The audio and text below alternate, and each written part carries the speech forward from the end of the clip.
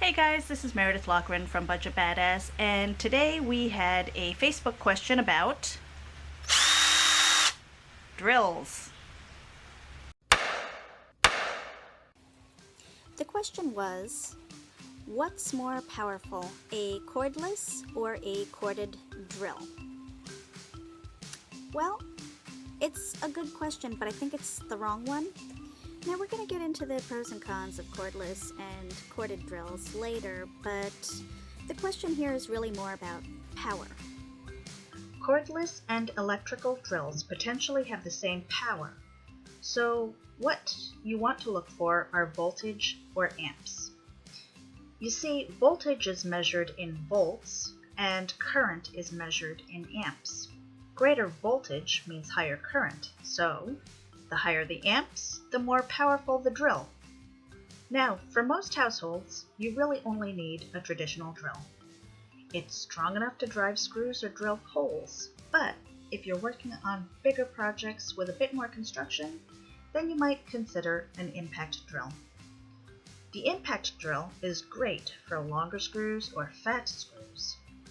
It's also good for securing hard woods that might challenge the power of a traditional drill. It does this by using torque and concussion.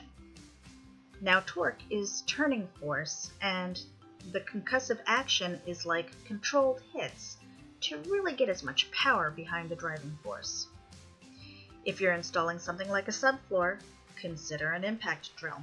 So I really like my Hitachi drill, and part of the reason is because even though it's a little bit heavy, the weight distribution is really not that bad.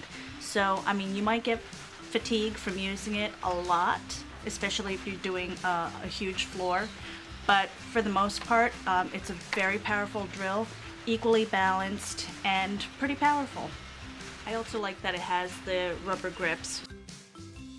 If you're working and you've got sweaty hands and you're not wearing work gloves, this is something that you might want to look into, just so that it doesn't slip.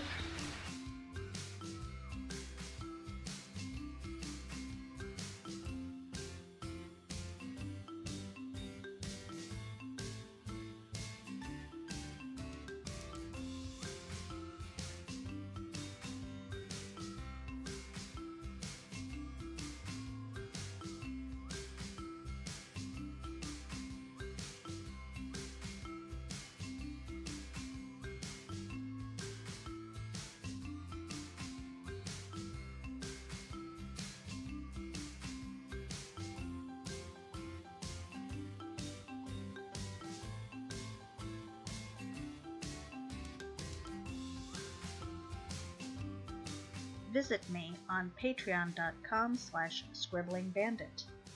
For as little as $1 a month, you have access to my entire media stream. Hey Hitachi, I'll be your spokesgirl.